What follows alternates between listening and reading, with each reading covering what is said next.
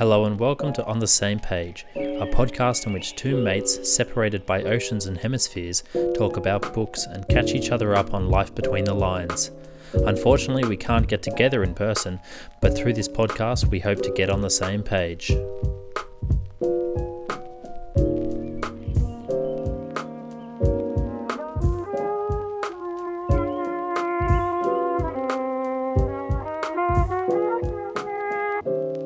Hello and welcome back to an episode of On the Same Page. Today it's a very special episode because that is not our special effects budget. That is Blake in the flesh in Australia. In the house! And we are also joined by an extra special episode today. We're also joined by my partner, Samira. Hello. And that is because today, as well as Samira and I being on vacay, we are talking about Hanya, I don't know, Yanigihara's A Little Life, 2015. And since we've all read it, we thought we'd all get around in Seamus's humble abode, which is more like some kind of a palace. It's quite palatial. He's making that up, listeners. It's like a Balinese resort, listeners. Gardens of Babylon. That's how it looks like. Gardens of Babylon. Yeah. Interesting, yeah. But I think, Nebuchadnezzar or whoever built the Gardens of Babylon would be impressed by this. I hope Must be nice. I hope so. So today we're doing A Little Life, but first, on the shelf. In a shelf. Well, same this shelf. In a week shelf. we, I think, are sharing a shelf because the other night, by the generosity of Seamus, we went and saw the Kenneth Branagh new... Death on the Nile. That's it. Agatha Christie's Hercule Poirot, Death on the Nile. Yeah. What In did you the think? Orpheum. In the Orpheum, correct, which is making its third or fourth appearance. Splendid little... I mean, Should ask for a sponsorship, really. We really should. We could be on... The Orpheum needs to get behind us because, I don't know, Art Deco... It's a very nice Art Deco building. It really is. I do love it there. And the guy who checked out tickets had a voice deeper than hell. Very nice voice. Very relaxed man. Hello, everyone. Welcome to the Orpheum. All right. We love to see it. All right. What did you think of Death in the Nile, Samira? I think it was okay. Bit You picked easy it early. to easier to dissect than the other one we saw. I can't remember, but it was also... What was that? The, Murder on the Orient Express? Yes. Yeah. I prefer that one. That one was a bit more That's disguised. A tough one, That's one of our best ones. In Death in the Nile, there's just if everyone hasn't seen it, there's a colourful, an obviously colourful thing which kind of unravels before everything is unraveling. Also, Gal Gadot, what are you doing? What was that? I don't know. I don't think I've ever seen her besides Wonder Woman, but I was not impressed with that. When she came on screen, Samira leaned over and just said, "She has a massive forehead." And then I looked at her, I was like, "Yeah, it's not wrong." That's like a good 5-finger forehead. Yeah. But she wears it well. She's doing well for herself, She's very good looking. She's doing well for herself. But I also think that, there was some unusual bits of it. I thought it was done well. I thought the Kenneth Branagh was really good as Poirot. They're just good fun. Yeah, what did you think? I prefer David Suchet. Of course. I'll always prefer David Suchet. I prefer Peter Ustinov, but I think he was quite good. Yeah, it's a good bit of fun. This one was a bit too obvious. The colourful thing. A few things were just a bit too obvious. They could have made it a bit more subtle, but... Yeah. But some of the cast I really liked. Dawn French and Jennifer Saunders play. They're a bit of good comedic effects there. Yeah. And Kenneth Branagh, I think what I enjoyed about it was the Poirot history aspect. You got a bit of a Poirot bio, which usually you just kind of get Poirot walking into a case and solving it. So to get a bit of a history of perhaps why he wears the moustache and... Yeah, I don't think that's true. Well, it's as in true for Agatha Christie. I don't think it's even true for Agatha. I don't think the whole thing's true. To be honest. I think someone made it up. I'm going to go out on a limb and say someone made that up. They also didn't have his normal catchphrase kind of thing. Is someone calls him a silly Frenchman or something? Oh yeah. And he always says, "I'm Belgium," but they didn't have that, which I was like, "Oh, come on, low hanging fruit there." That's true. But yeah, otherwise it was quite good. And probably the thing that irked me the most, even if I didn't know Arnie Hammer was a cancelled cannibal, he was very... I just don't like him at all. Very gross in that one. He was just... I mean, he was obviously... no spoilers. We'll do some spoilers for Little Life because there's no way we can talk about it without it. But yeah, I don't know. I didn't think he knew what he was doing in that role. No. The dancing was quite good. I mean, the dancing was alright. The whole jazz bit was good. I don't remember that from a previous... any previous Death on the Niles, but I like that whole aspect. Yeah. The costumes were very nice too. Yeah. And the scenery, yeah. I know, it made me just want to go to Egypt. Yeah. Yeah. I wanted to do a Nile cruise for sure. Yeah. Yeah. Well, that was pretty good. Yeah, that was a good inner shelf. But we can't let this joy last. No. We've got to kill it. Because we're moving on take to it down a notch. A Little Life. Now, let's start with, I guess, when we all read this book. It came out 2015. I think I read it in 2020 by recommendation of one of Samira's friends. And then Samira read it shortly afterwards. Yeah. So we read it. And then when did you read it, Seamus? Over New Year's this year, so 2021 to fresh in the 2022. mind. Very fresh, yeah. Yep. And Samira, what was your... I mean, it's a hard thing to have a first impression. I've got a brief overview. Should I just do that? Yeah. Good point. It's a very easy overview. Brief overview, and with A Little Life, that means it's about 100 pages. Yeah. Because this is how many pages got is it here in front of us, 720 pages. And those are big. There's small print on that edition. Small print, big pages. Yeah. Yep. So the novel explores the life of four friends, Jude St. Francis, William Ragnarsson, Malcolm Irvine, and Jean-Baptiste Marion, or JB. And their relationship is primarily with Jude St. Francis. That's sort of who the story follows.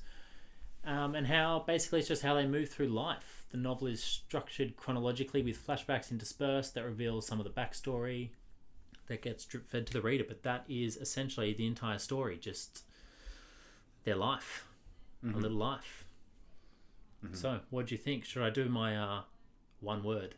Sum it up in one word. Oh wow, yeah. Hit us with it. I haven't done this, but no. Maybe on the fly we could do something. What was your word, Seamus? Maybe immense. Immense. There's so many words. Depressing. Anxious. Suspenseful. Tension. I would say quiet. Quiet. That's a good one. That's a good word. Why? What was quiet about it? I don't know. So just loud. this the attribute of A Little Life along the title, because Jude's so little and so interior and with himself, so that just, and he exudes this quietness, this unspoken elephant in the room. Like everyone knows something is up, but no one talks about it. He himself doesn't talk about it. True. Yeah. So yeah. Quiet. Good. Fucking brilliant.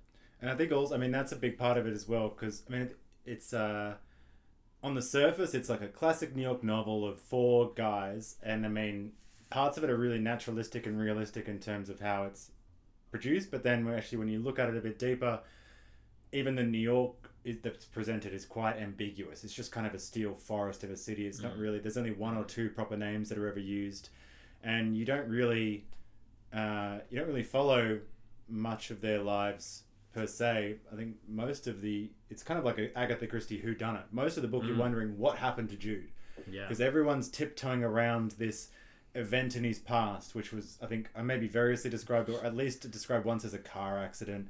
They all go to college together, and Jude is severely handicapped from the waist down, his legs. I think he can walk for large parts of the book, and then he no longer can. He gets those sores on his leg that swell up. Yeah.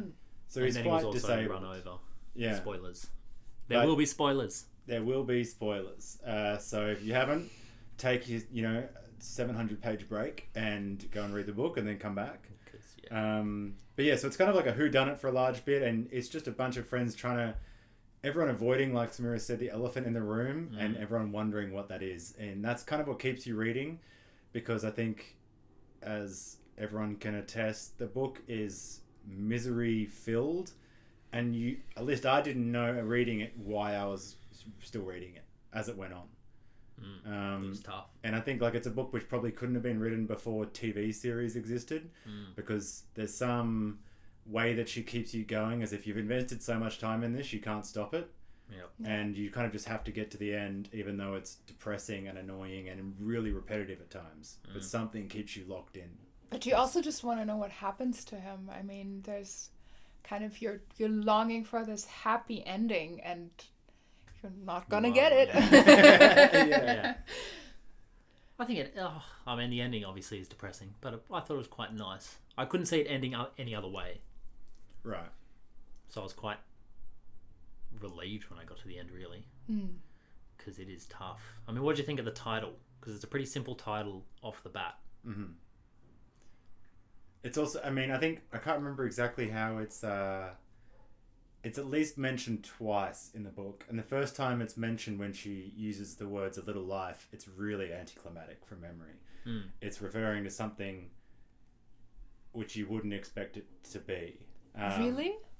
Yeah, I mean, we can look it up, but I can't remember exactly what it is. But it was kind of like an offhand remark where, you know, I was expecting something to, you know, either be self-deprecating, like, oh, I've got a little life, or in the end, everyone's life's just a little life, or a little life just in everything's painful. That's like a little life is going to be extraordinarily painful, or something along those lines.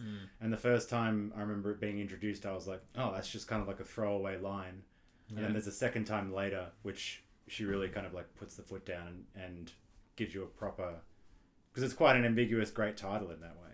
I loved the title right from the beginning, I must say. It fits so perfectly to Jude and his life, and also it's kind of this juxtaposition because his life is actually so big. I mean, he's admired, he's beautiful, he's brilliant, all these attributes, and so many things happened in his life, so actually it's a very big life, so to say. And then she just calls it a little life because he himself is so little and he makes himself so tiny. So I really like the title, actually. And he's emotional. He's so vulnerable that he never really makes emotionally courageous moves. So his sensibilities and his openness, you know, he might be a great lawyer. He might have achieved all these great things. I mean, probably the most unrealistic aspect, apart from the enormous amount of suffering that gets put on one person, as if like, you know, I think Hanya Yanagihara has like a sadomasochistic relationship with Jude. Like, she put this guy through the ringer.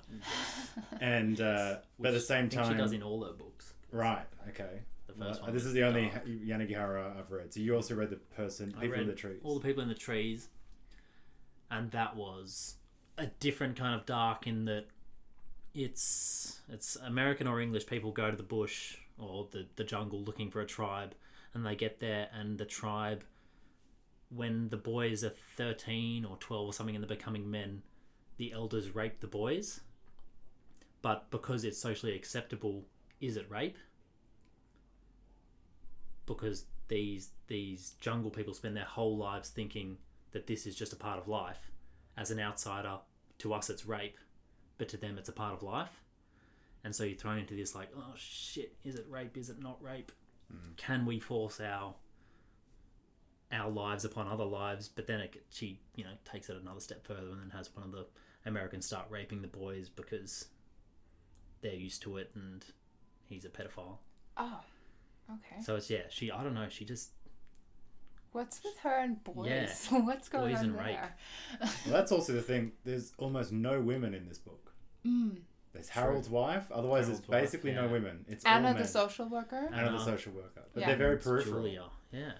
I don't know what That's your true. thoughts are on that. I actually didn't notice that. Yeah. But that's interesting. In a way, I think, you know, it's a... I mean, yeah, it's an interesting thought. I'm not really sure why. But I guess there's also the... I don't know. I think Hanya Yanagihara describes the book largely as a psychological book. It's not really about the characters themselves. So I guess I'll put this question: do you see Jude as a character? Does he seem real to you, or does he seem like an idea which she's depositing her ideas? I mean, Yanagihara, the kind of point that she's trying to get across in the novel is that some things, you know, she's very suspicious of therapy and all these things. And basically, Jude can't get over the trauma that's happened to him. No matter how hard he works, studies, no matter what he achieves, he can't seem to break the scar tissue that seems to rule his life. Can't seem to make the connections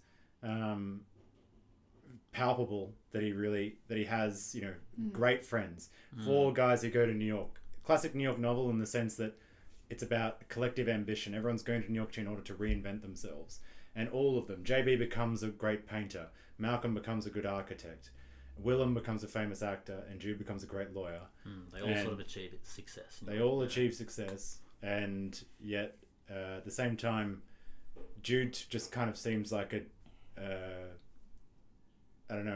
box of pain that Yanagihara is just filling over and over and over again to try and make this point about that sometimes a person doesn't change. Sometimes they can't improve. Sometimes they can't make it back from something. I think in an earlier episode we talked about the introduction to A Clockwork Orange, the 86 introduction, where Anthony Burgess talks about the necessary part of fiction being that something has to change, that a character has to change, and there's no narrative arc in A Little Life. It's constant. Yeah. The narrative arc is only put in because of the whodunit. You're interested in what happened to him, but there's actually no character arc, which is kind of interesting. That's what's experimental about it. Why do you keep reading it? Why is it so interesting? Is it interesting? I mean, I don't know. I found it very irksome, the whole book. So what was your question? If we see Jude as a character or as if he could be a real person? Do you think he's real, or do you think he's just a kind of an idea that she uses in the book to make this point about therapy's not for everyone and some people just can't be saved? I mean, I think his behavioral patterns are they resemble the patterns of a person who went to immense trauma. And in that sense, I think it's very real because, you can't just go to therapy a couple of times and then you do a 180 and you're a different person. And I think Jude has come far in his journey. I mean, he in the end, he learns to love. He opens up to Willem. They start this relationship. And I think that's a tremendous win for him, or a tremendous sign of progress. And yes, he still self-harms, but I think that has to just be regarded as, okay, that's just who he is. That he probably will never lose that part of himself, but I don't know. So yeah, he is a character, I guess, but you also feel with him and for him, so pretty good character. I don't know. I get the issue with him I had was that he didn't try to kill himself earlier. Right. Because, a little backstory, listeners, he is in a monastery where he's raped, then he's kidnapped by a priest and raped by the priest and sold by the priest. Prostitution. Raped by probably 1,000 men over many years, then kidnapped by a doctor who then rapes him more and runs him over. And that's all before the age of 16. And that's where he sustains his big injury. And that's when he gets run over and sustains the injury. And I guess for a large part of the book, I don't know, a few hundred pages, there's this elephant in the room of the pain, and you're really wondering what it is and why he's so resistant to open up and all these different things. And you're getting really frustrated. And you're like, what could have possibly happened that is making this person so calloused? Yeah. And then you get the kind of a few chapters where it goes back and you see the history and you're like, oh, fair enough. That's the most insane shit I've ever heard. Yeah. Because he tries to kill himself when he's 30 or something. Yeah. And then, he accidentally nearly kills himself quite early in the book. And you think, what's going on? And then he tries to kill himself. And then he does kill himself. But that to me was probably the most unbelievable thing, because I guess I just can't imagine being abused by 1,000 men before the age of 16 and thinking life is worth living, which would be very tough.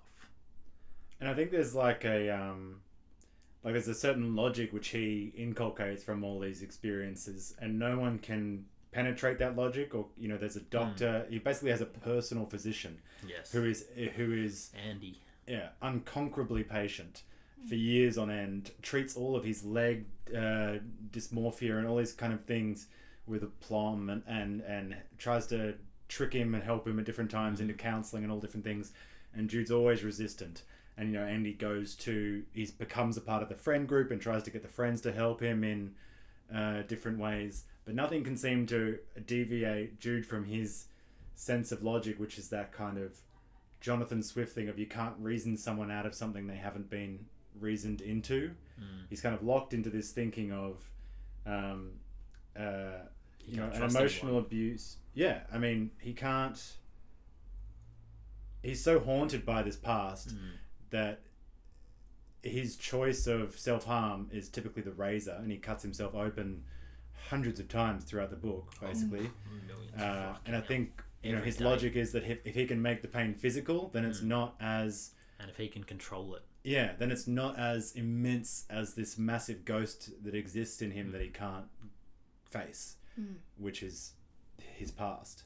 Yeah. And so he's always constantly getting razors out from hidden places and, surreptitiously cutting himself and doing things and, keeping everything to himself, meanwhile keeping a high-octane New York ambitious life afloat and all these kind of things. Yeah.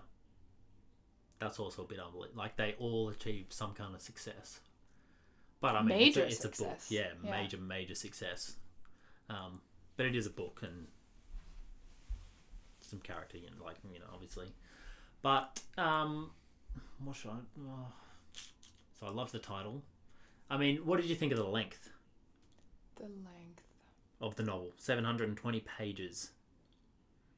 Honestly, I don't think I've ever read a book that is that long, but I don't know, I think you just have to take a lot of breaks and then you'll get through it, because it's not that sort of a book where you can just read into it and then I'll just let it go. No, you kind of have to finish it, but I think, taking breaks is essential. I mean, she wrote it in 18 months, which is also astounding. That's great. For a book that length and... But I don't know, I mean, it's hard to say. The prose is very clear. It's not florid. It's not, there's very few really startling images or metaphors and stuff. It's very well written, but it's just kind of keeps a constant pace and tension. Yeah. I constantly liken it to Uncut Gems, the film, just because it's kind of start to finish a single pace of suspense which never alleviates. Which you hate. I hate. It has no arc. It has no change. It has nothing. It's just constant. But the greatest thing I can say for it is that I've never read anything like it, but I don't think, and that's why it's experimental, I don't think it's a thing. I think it's hooking into a sense of the age, the anxiety of the age, where people don't think that they get a chance to break up their lives. It's just constant pounding anxiety of what's happening next. Trump, thank God that's over. COVID, no, and it's just constant. And it doesn't seem that people have any breaks. They've got student debts, they've got mortgages, they've got all these things, and there doesn't seem to be the kind of alleviation that perhaps past generations have had access to, or slowness of life. It feels like, if you even waste a day, that you're suddenly behind the eight ball. Yeah, which is constant these days. I don't know. Yeah. What did you think? I mean, we talked about the cover off air. We have a book and we have a copy in front of us, which is quite simple, A Little Life, and amongst the letters is a kind of New York fire escape. The version that Samira and I read had the Peter Hujar Orgasming Man cover, which we both really liked, but Seamus didn't like too much. Why is that? It wasn't available, first of all, so this was the only one available to me. I don't know, it just looks like it's overacted a bit to me. Really? Like, I've only seen it online on Instagram and stuff, but I love this cover. I love a simple cover. I don't like faces on covers. I just like and this one's white. It's got a little life there. New York in the letters of A Little Life. I like a simple cover. So you thought it was melodramatic for a book about a guy who gets raped? Step too far. Just a little bit too far. Yeah. But that's interesting. I mean, I think Hanya Yanagihara fought really hard for that cover, because it's firstly a kind of 1980s. Peter Hujar was one of the great photographers of Greenwich Village in the 80s and the AIDS epidemic, and he is a kind of a gay man orgasming. Is he gay? Does that? I think it's part of the series of Orgasming Man. And but then it seems, I mean, for me and for Samira perhaps as well, it seemed to capture this kind of tango of pain and pleasure, which the book seems to be. Very fitting. It's also nice to have, because I just imagined that was Jude, so I had something to hold on to. It's not just words, and I can imagine this character and have it on the front page, and I thought it was just brilliant, because I don't even know. Yeah, I think I saw it first and I thought this person is in pain, but then to know that it's actually an orgasm is just, I don't know, I think it's so fitting because there's so much sexual stuff going on in the book, so to even have that on the front cover and to have it be a bit disguised kind of and overshadowed by pain is, I think, perfect. Yeah. I also think, I mean, that just reminded me of one of the major symbols in the book is that of hyenas. Jude always has these dreams of hyenas chasing him and eating him, all these things. And the hyenas, that's sex. He's just haunted by sex. Yeah. When eventually Willem and Jude get together and have a kind of deep friendship that's a bit erotic in a way, he finds it very difficult to engage in sex. He's also, we forgot to mention, has another incredibly traumatic relationship with an asshole called Caleb, I think his name is. Yeah. Yes. Who fucking beats the shit out of him and rapes him and I don't know what else. Calls him disgusting because of scarring. And he's that already scene so where he, insecure about it. drags him outside naked into the street. Yeah. God. I was like, fucking hell, mate. How much pain can one person go through? It's kind of but that's when I was like, he should just, like, why hasn't he killed himself yet? Oh. Like, he can endure so much, but that relationship sucked. That was a bummer. I was speaking to my girlfriend's mum about that. Why do you think he let himself into that relationship? Because he knows it. It's familiar to him. He's always experienced this kind of love and this kind of, I don't know, getting forced into sex. I mean, Caleb was very forceful too, very demanding. And so that's just familiar, I think. Whether that is good or bad, I don't know. But I think in this case it's bad. Yeah, of course, but you just tend to go towards things. Even in partners. I mean, there's this theory about people searching for their partners, and that's like the love you get from your parents, whether they're distant and task oriented, you search for that in your partners, and that's what Blake had. Brother Luke was his role model, his parental figure in that sense, so he just knows that, and that's home to him. I think there's also some people out there who are predatory and they smell weakness in people and vulnerability, and he sensed that on Jude, and he sensed this person who he could dominate, who he could fuck up and just prey on, and Jude's, sitting there and because of Jude's history, and perhaps that's why his weakness was so, a little baby impala to a lioness coming past, so easily preyed upon, is that, Jude needs someone to basically force him to do things. Yeah. In a lot of ways, Jude's kind of suffering is enabled by having so many loving people around him who just let him wallow in his stuff and don't really challenge him too much. They're like, you should do this, and he's like, I don't want to. They're like, okay, but just don't, just stay in our lives because we really like you. I mean, he can do everything. He's handsome. He sings in his job interview. I mean, and he gets the job. I mean, what kind of Adonis wit person is this who can kind of control a room like that and then simultaneously be the most damaged person in the room? Yeah. Which brings, I mean, I think if you said at the beginning, if you could think of a word to summarize the book, I think I'd probably say hopeless. And I think Hanya Yanagihara said that about one of the reasons that Jude, the character, came to her fully before she even started the book, and what she was trying to get at the book was that she was annoyed by the oppressiveness of hopeful narratives. And I don't really get that. I mean, if she's talking about airport fiction and kind of like Tracy fiction, which people just read and throw away, and it's got a happy ending of rainbows and sunshine, yeah, of course. But for, I think, most serious fiction, which is trying to make someone think and present someone with a reality, even if there's a progress and a change and it does have a somewhat happy ending, I don't think that means that it's just oppressively hopeful. I've never got that.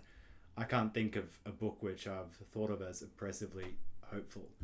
So I don't know really what she's talking about, and especially if I read 780 pages of misery and about how shitty modern life is and how we're never going to get over our traumas and how therapy, which I'm supposed to be starting next week, is a waste of time and all this kind of stuff, then it's like, Jesus, thanks, Hanya. That's kill yourself. Cheers for that.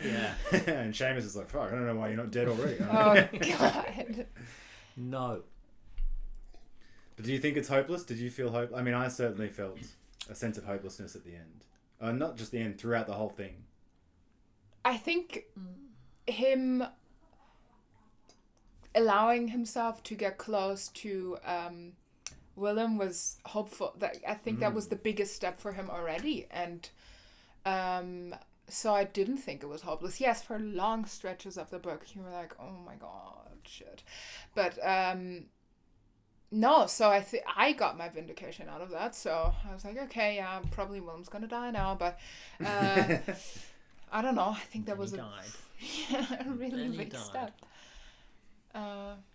Yeah.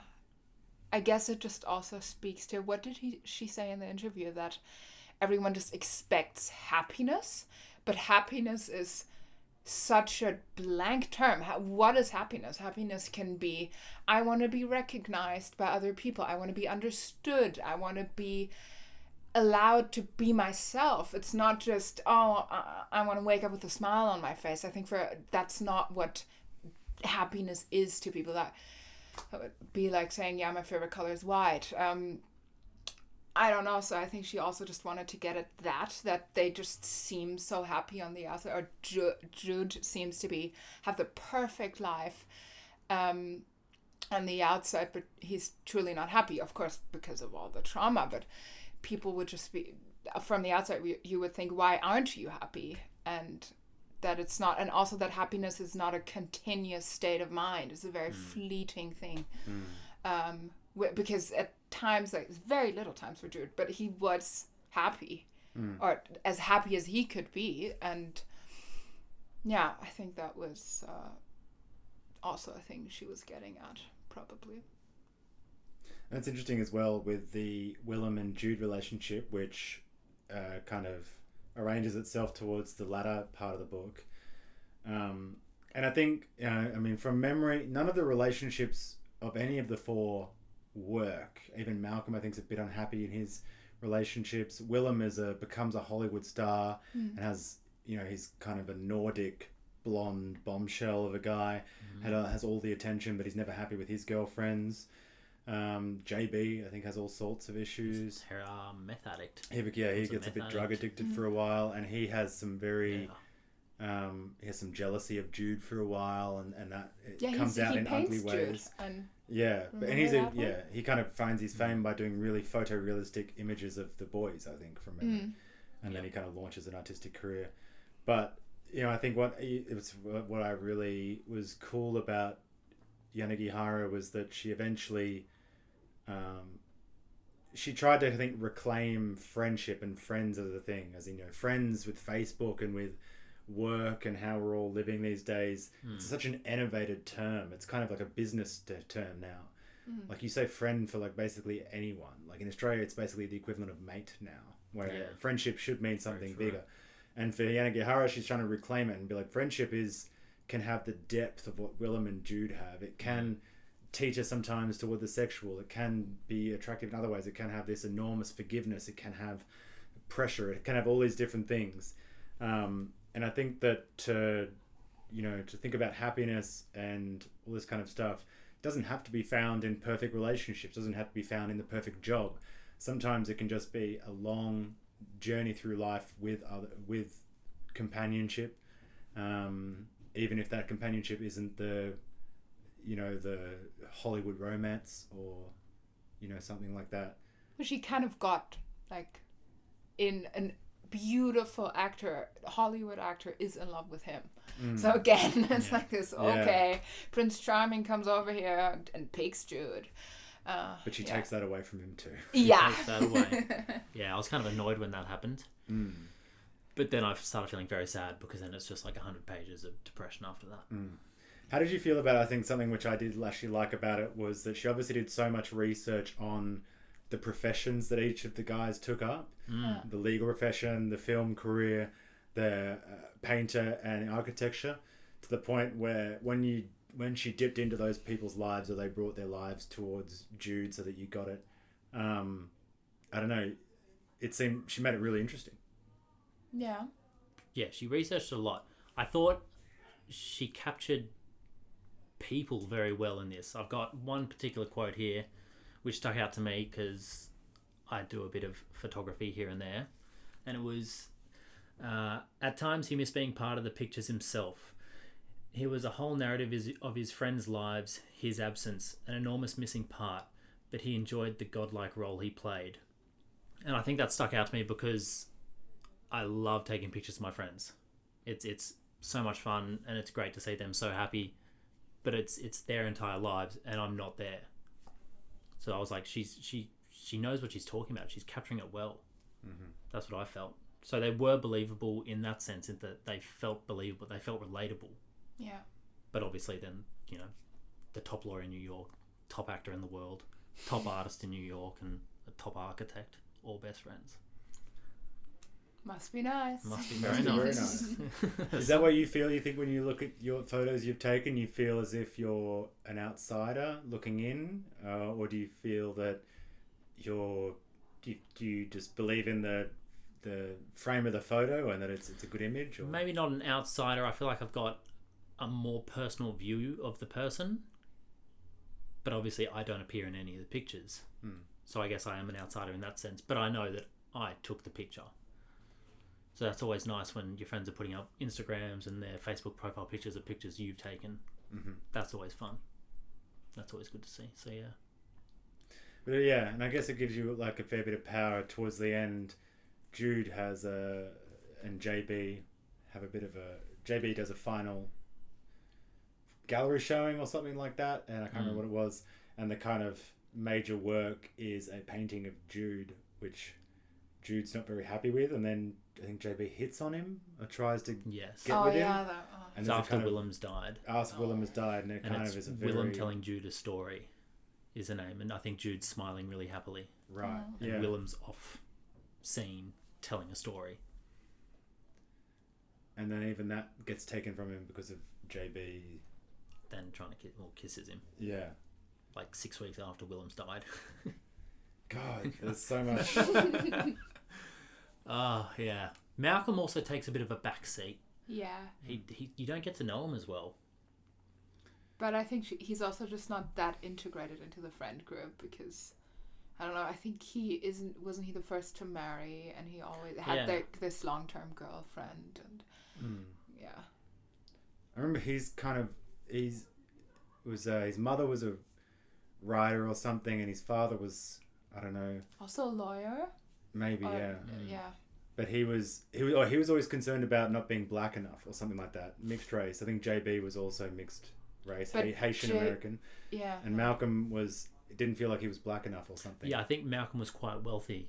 Yeah, he always paid for because things. there was a quote where he's competing with Jude over something, and then Yanigihara writes it really well in that even though Malcolm, like everyone knows Malcolm can't win this argument, he's still competing, and it's like some dick swinging competition of I'm just trying to get my voice out there. Very passive. What do you call it? Passive listening? I guess so, yeah. Where you're just like talking for the sake of talking, you're getting your point across there. So what did you think? Did you have another point? Well, I thought I'll just do a quote. I was just looking here. I had some quotes about the friendship which comes along, and this one, there's a couple of them, but this one I remember. There's a scene. I think this is when Jude and Willem are together, and they're in bed one day, and Jude's in crisis as he always is, and he asks, "Who am I? Who am I?" And Willem says to him, "You're Jude St. Francis. You're my oldest, dearest friend. You're the son of Harold Stein and Julia Altman. They are his adopted parents who, I think, Harvard professors who adopted him. Yes. You're the friend of Malcolm Irvine, of Jean-Baptiste Marion, of Richard Goldfarb, of Andy Contractor." Andy Contractor, like his name, is the most fabricated character in the novel. "Of Lucian Voigt, of Citizen Van Straten." I take that back. Citizen Van Straten is the worst name in this book. "Of Rhodes Arrowsmith." I mean, they're just getting worse. "Elijah Cosma, of Phaedra de los Santos, of the Henry Youngs." That's Henry's, I think, two. Yeah. "You're a New Yorker. You live in Soho. You volunteer for an arts organisation. You volunteer for a food kitchen. You're a swimmer. You're a baker. You're a cook. You're a reader. You're a beautiful collector. You write me love messages when I'm away. You're patient. You're generous. You're the best listener I know. You're the smartest person I know in every way. You're the bravest person I know in every way. You're a lawyer. You're the chair of the litigation department at Rosen, Pritchard and Klein. You love your job. You work hard at it. You're a mathematician. You're a logician. You've tried to teach me again and again. You were treated horribly. You came out the other end. You were always you. And then Jude asks, and who are you? And he says, I'm Willem Ragnarsson, and I will never let you go. Which is, it's kind of, obviously she goes into the hard listicle way. These are all the unbelievable things that Jude is, and that's also mirrored in all, you can just list off the amount of continuous pain which happens to him throughout the book as well, which kind of balances out all that light with sufficient darkness. And then he has all the love in the world, but still, this guy can't seem to correct his demons, can't seem to get out of the tangle he's been put in. So I'm always a bit, a sense of, I don't know, hopelessness in the book, which is, I think, unique in terms of what she's been able to achieve. It's something singular. It's something which, I don't know, there's so many different things she's thrown into this book to make it work, because I don't think any other person who tried to do something so singular and so monotonous and repetitive could work. But do you think there's a reason why it seems to work, why you seem to keep reading it?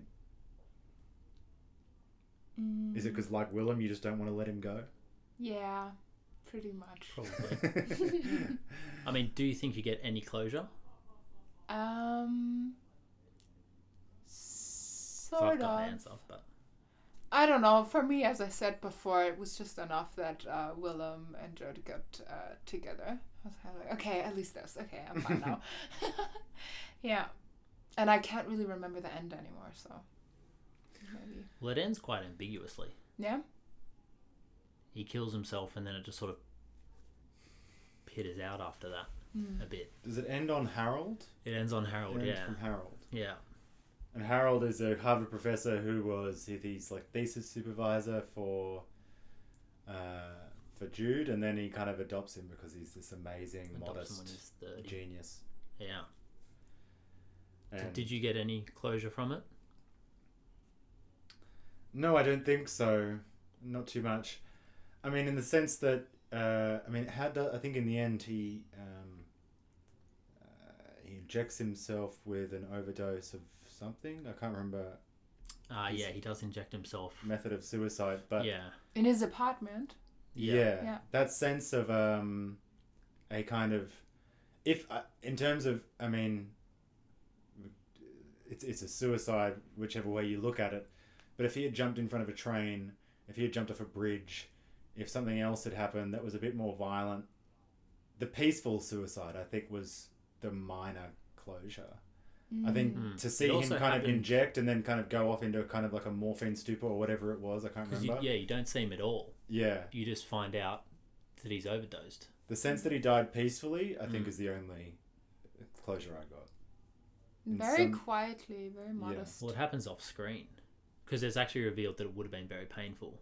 Because Harold looks it up. Yeah? Oh. Yeah. You just wrecked my closure. Okay, Shane. sorry. But it's interesting because the book is entirely, incredibly graphic for the whole thing. But then sort of the big moment is him killing himself. And that happens off screen. Right. You don't see it. You don't read about it. You just hear about it from Harold. I think Andy tells Harold. I think also Harold's the only character who speaks from the first person in the book. I don't know if that's interesting, but everything else is told third person. But Harold speaks from Harold's perspective. Yeah. As if Harold's the kind of storyteller of the book the whole time. Which it finishes from his perspective, so I guess it kind of is. Yeah. Yeah. Well, I did get closure. Oh, yeah? There's one scene that just made it all worth it for me. Because I reckon her control throughout the entire book, I thought was astounding. She, we're fish on hooks as the readers. She casts out the line, we latch on. She pulls us in a little bit, and that's when you're reading this sort of paragraph and you think, God, she's about to reveal some scary shit. she's about to reveal the pedophilia that she's alluded to, and you're like, shit, it's about to happen, and then it doesn't happen. And she lets you out a little bit, and she does it all the way till about, 2/3 of the way in before you find out. And then you're like, fuck, that sucked. But right at the very end, I think it's in like the third last chapter of the book, there's this scene where Jude is having one of his sort of health-induced panic attack kind of things in Harold's pantry. And Harold comes up to him and picks him up and puts him in his arms. He must be like 35, 40 at this age. And at that moment, you're in Jude's mind, and he says, this is it, like, Harold's going to basically ask me to get my dick out and fuck him. And in that moment, you're like, shit. This entire time, we have been Jude in that, like, we can't trust Hanya Yanagihara as the storyteller because are we about to get raped with Jude? Are we not? She lets us in and out, in and out. And that's how Jude must feel the entire book, because even it's his adoptive father, and he's like, shit, am I about to have to rape this dude? And then I've got the quote here. So this is what Harold says, because Jude's quite resistive to it, and he's obviously feeling very vulnerable. And then Harold just says, my sweetheart, Harold says again, and he wants him to stop. My baby. And he cries and cries for everything he has been, for everything he might have been, for every old hurt, for every old happiness. Cries for the shame and the joy of finally getting to behave like a child, to have a child's whims and wants and insecurities, for the privilege of behaving badly and being forgiven, for the luxury of tenderness, of fondness, of being served a meal and being made to eat it, for the ability at last of believing a parent's reassurances, of believing that to someone he is special despite all his mistakes and hatefulness, because of all his mistakes and hatefulness. And so that to me was the closure. But that only lasts. It's a fleeting second. Yeah. A little life. A little moment. Yeah. Little moment. Yeah, but that's nice. yeah, I guess that is. I mean, amongst all the. To me, it was just like he can finally trust Harold, and he can trust Willem. But did he ever trust Harold? I think in that moment it's. Yeah, in that moment, but. Yes, I can. Did I don't think he ever really trusts anyone. Yeah. I don't think he really trusts himself. I don't think he doesn't make that change. It's just not possible for him in Yanigihara's design of that character, which is, I don't know, a bit. It's troubling to me. It's kind of worrying as a notion that you don't get that sense of hope to keep going, that ability to cope. But I guess the only hope you get is that other people may love you regardless, even if you can't surmount some pain that gnaws at you forever. But it's quite a singular book. I don't think I'd ever read a book that ever tried to be like it, and I wouldn't read it again, probably. Really? I definitely would read it again. Yeah? Yeah. I don't know. On the fence. Yeah. Because I got to the end, like I thought the title was very basic, A Little Life, and then at the end I was like, whoa, that was a little life. Like I took it a bit more ironically, but I got to the end and was very relieved. But I was also like, I want 10 more pages. I want a little bit more. And I feel like that's how it's going to be at the end of life. Like I want to be happy at the end of life and be like, I've lived my life, but also I'd like another 10 pages. I'd like another week. I'd like just a tiny bit more. Yeah, that's interesting. Samira, did you think you wanted it to go on even after that many pages? No. No, I don't think so. Did you want it to go on, Blake? I think that like through most of the book, I wanted it to end. I was just over it, and I didn't like that kind of suspension and tenseness, and perhaps I kind of recognized too much of the therapy suspicion and the trying to get over something type thing. But yeah, I think in the end I wanted a bit more closure, or I wanted a bit more some kind of, I don't know, tadpole of hope, which wasn't given, and I guess that is perhaps the most pessimistically realistic part of the book. Yeah. Is that it just finishes that way and life goes on for other characters. Yeah. And that's how it is in the real world. And that's it. And yeah, maybe that's what's so naturalistic about the book. But at the same time, I don't go to fiction for a photograph of reality. I don't want to look at 720 pages of gruesome war photos or something to know that life is fucked up. Or at least, for one book, and how she did it was so interesting, and I think it's singular and experimental in that sense, and it keys into that sense of modern anxiety of not attention of life, not letting up, and perhaps that's just life, and that's been the same since since the pharaohs. I don't know, but I feel like it's a particular modern experience of there not being any let up to something. I don't know how we are for time, but what you feel about, there's also quite a lot of a fairy tale aspect to this. There's no sense of biological parents, and there's no sense of, everything's either indoors or it's in an ambiguous place that's not quite named. Nothing's given many proper names. They have an apartment on Lisbon Street in the Greenwich Village, and that he lives in Soho in some factory apartment which just gets given to him and it has a pool and shit, like unheard of New York. Like unheard of. Someone who lives in New York, that is not how life goes. Yeah. But in terms of perhaps the dealing with suffering and that kind of interior of what you drag with you through life and what ambition can't alleviate, perhaps that's the most realistic part of it. I guess because Willem's parents hate him, don't they? They die, don't they? And he takes care of his brother with cerebral palsy. No, I think he loves his brother and is taking care of him. But and then his brother dies. Yeah, and his parents don't really care and don't tell him till after. Yeah. And that's what hurt his feelings. And they're like, oh, he died. And he's like, why didn't you tell me? I would have come home if I knew he was sick. And they're like, it's done. Don't worry. And then I don't think he goes home ever again. Something like that. Oh. So I don't think they die. I think he just abandons them forever.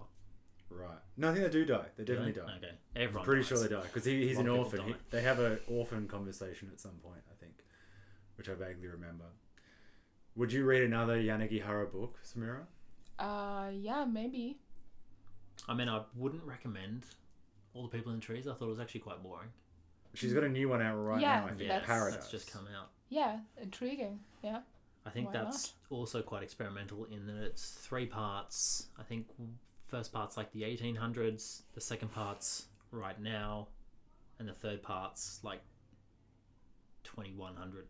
I guess. Wow. What are we in? 2000? Yeah, 2100.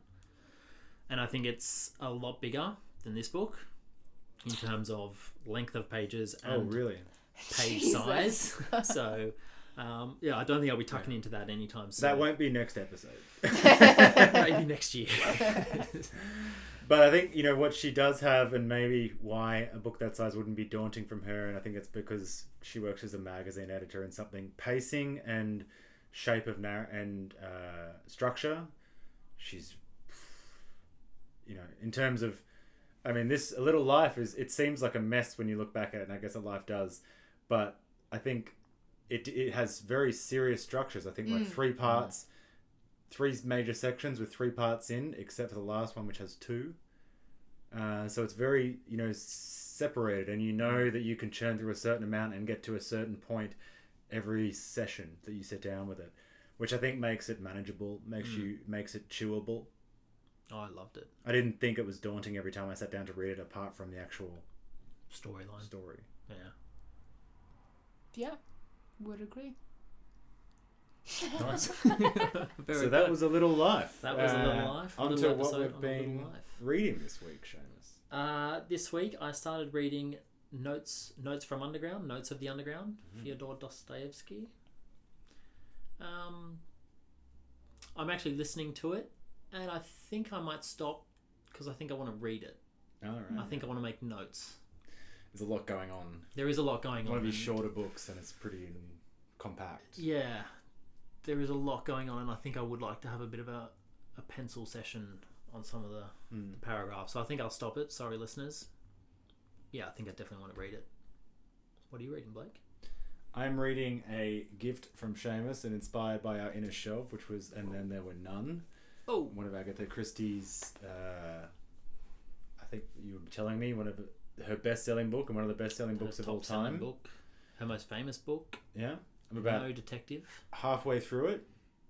I've got to say, I don't think I like it that much. It's... I mean, at the moment, there's just a lot of people gradually dying, which that's a bit Hanya Yanagihara-esque. It's just kind of constant downhill. The anxiety of it all. Yeah, it's not really my style. I'd rather a kind of omniscient detective comes in and just solves everything, and there's only this one little crime at the beginning, because then it feels like, there's something right with the world instead of there's something completely wrong with the world all the time. No, yeah. Which is not my style. It's a brilliant because that just feels like my life. The ending's fucking so good as well. What about you, Samira? Oh, I just finished Avni Doshi's Burnt Sugar. It's about a mother-daughter relationship, a bit maybe reminiscent of A Little Life, like very internal and very analytical, but in the end there's kind of a interesting twist. I'm not going to spoil it, but definitely worth a read. Not very long. I liked it. Really do. I love family relationships and constructs, and it's really interesting. Nice. And do you think that you, from your experience today, would reappear on the podcast if we did a Burnt Sugar episode? Yeah. It's like, nope, actually I didn't. I think you guys are full of shit, and fucking hate you. No. I yes, I would. All right. Positive. All right. Okay. We could have one of our guests return and do a Burnt Sugar episode. Nice. Yeah. Very nice. Well, thanks for tuning in, guys. See you next week. See you. Bye. Bye.